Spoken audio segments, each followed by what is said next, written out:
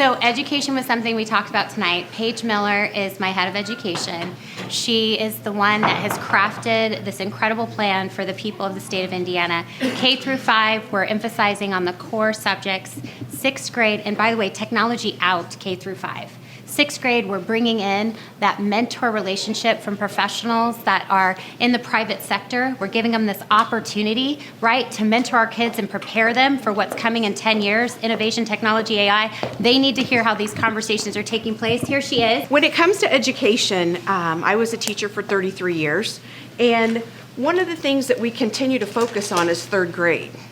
There's a reason we do that, because we know statistically, if we don't get kids caught up by the time they're in 3rd grade to reading on grade level, the chances of them ever catching up are less than 5%.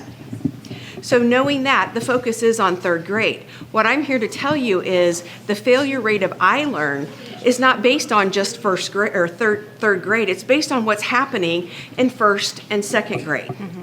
And when having been a 1st grade teacher, I will tell you that when they come to us in 1st grade, they're coming from all different places. We've got some kids that have been in a daycare preschool since they were 2. They come to 1st grade with 50 to 75 sight words and they're ready to read. We also get some that don't even know all of their alphabet.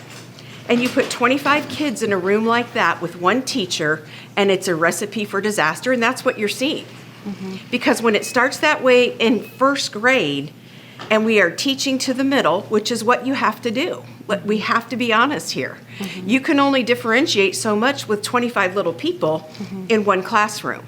So what we're proposing, what I really want to focus on, is we can't keep doing what we've always done and expect different results. That's right. I have a great plan for things are going to look different. I've already talked with superintendents that are wanting to pilot. They want to come on board with us. This is awesome. And I spoke with one the other night for almost an hour. And she was like, "Where have you been? You've got it." And I said, "Well, I've been teaching. And I've learned a lot in my 33 years. I've taught a lot of different things, things from high ability to 3rd grade Title I reading, where all of my kids passed. It can be done. That's the hope we bring. That's right. It's not that we're doomed. We are in big trouble.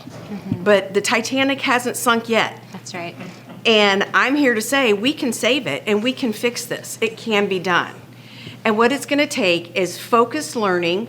And the state's all excited. I've been down at the State House since they've been in session. And, they were all excited about the science of reading, and they talk about best practices. And I even testified, and at one point I said, how do best practices get developed? Over time.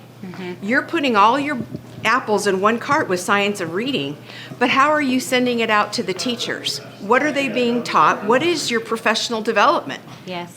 And unless we're going to focus back our professional development to becoming better teachers in the classroom and forget all the nonsense and all the noise, because that is not making us better.